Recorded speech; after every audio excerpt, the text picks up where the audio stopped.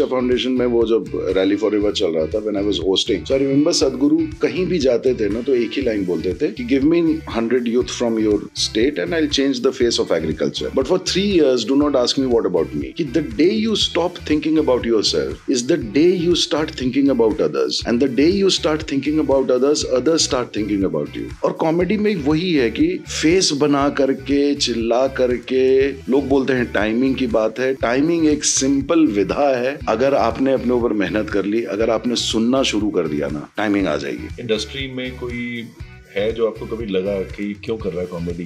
बहुत सारे हैं यार, मतलब जहाँ पे थोड़ा ऐसा लगता है कि ये ना इवॉल्व नहीं हुए समय के साथ, और इनको लगता है कि ये जो कर रहे हैं यही सत्य है और इससे बेटर कुछ नहीं हो सकता है। वो रिपीटेटिव मोड ऑफ लाइफ में चले गए हैं। तो ऐसे बहुत सारे लोग मिलते हैं जो लगता है कि अब you need to evolve, you need to grow. जो इवॉल्व होते रहते हैं वो समय के हिसाब से चेंज होते हैं। करेक्ट। जैसे अभी आप जो कर रहे हो वो समय के साथ आप भी चेंज हो रहे हो। हाँ, आज ऐसा लग रहा है कि जन्म जन्मांतर से एक दूसरे को जानते हैं, and feeling so good to be here with you. अभी आप जो हैं वो एक पावरफुल कैरेक्टर रोल में है, बट वो मेनली साइकोलॉजिकली लेके बैठे हुए हैं कि they are carrying the show on there.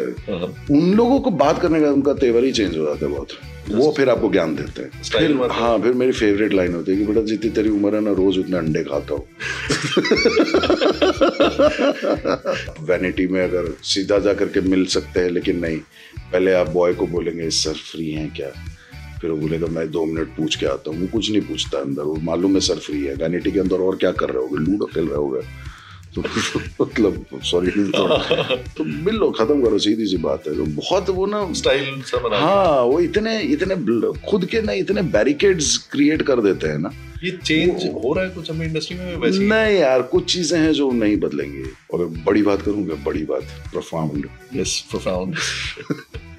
So I consider myself as an actor who want to be like Michelangelo, जो अपना पहला जब उन्होंने स्कल्पचर बनाया था ना, और क्योंकि उस समय एक ही रूल था रेनेसां पीरियड में कि आप लिख नहीं सकते, द पेंट और sculpture should not be known by the person who has made it, it should be known by the pope. तो अगर तुमने उस पर गलती से कोई सिग्नेचर छोड़ दिया जो बता रहा है कि यार ये मैंने काम किया है, तो इट वाज लाइक कि किल देम।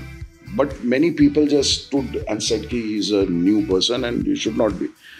तो उनका वो था कि बोला कि अच्छा ठीक है, सिग्नेचर मिटा दो, जो है क्रॉस लिखा हुआ है। सो जैसे ही इन लोगों ने हाथ लगाया ना, दे रियलाइज्ड कि ये कहीं से भी अगर इसको तोड़ेंगे तो ये 16 पार्ट में टूट जाएगा, the way it was made. मतलब वो सिग्नेचर नहीं हटा सकते हो तुम। क्या बात है। तुमने यहाँ भी ट्राई किया तो ये 16 पार्ट में टूटेगा, यहाँ भी ट्राई किया, because it was made in such a way. So तो अब तू समझ रहा है कि अब as an actor this is where I want to position myself, कि अगर तुम मेरा रोल काटोगे ना तो पिक्चर तुम्हारा 16 पार्ट में कट जाएगा।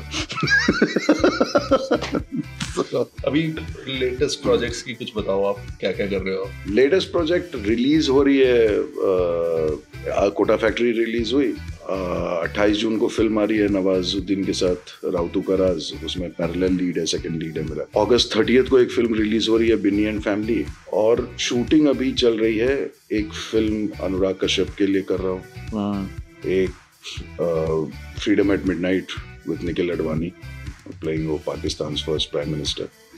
So work wise ये है, release wise ये 2-3 है अभी। I think फिर इसके बाद आपको इसके बाद बहुत बड़ा स्टार बन जाऊंगा, फिर बैठ नहीं पाऊंगा तुम्हारे साथ, फिर तुमको मेरे वार्ड बॉय से बात करना पड़ेगा, सर फ्री हैं क्या सर, अंदर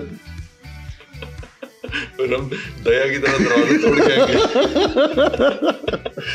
के फार्मिंग में पैसा है या है?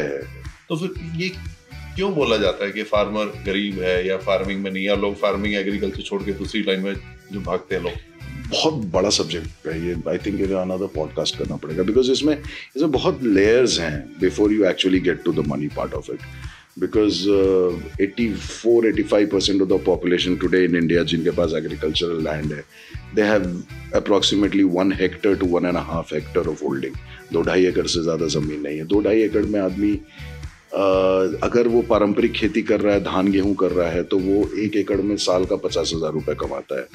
बट अगर वो थोड़ा टेक्निकली चेंज करता है, अप्रोच चेंज करता है, तो वो 1 लाख 1.5 लाख भी कमा सकता है 1 एकड़ से। 1 एकड़ से जैसे अगर आप हुबली कर्नाटक में चले जाइए तो वहाँ पे जो मिलेट करने वाले लोग हैं वो 3 क्रॉप साइकिल सिर्फ मिलेट्स का कर रहे हैं, बिकॉज पानी का लेवल कम है और मिलेट्स ड्रॉट में भी हो जाता है। तो वो मिलेट आज बड़ी चीज़ होती जा रही है। तो वो 3 क्रॉप साइकिल करते हैं 1 एकड़ से। अप्रॉक्सीमेटली 60,000 रुपये उनको 1 एकड़ से 1 क्रॉप साइकिल का मिलता है।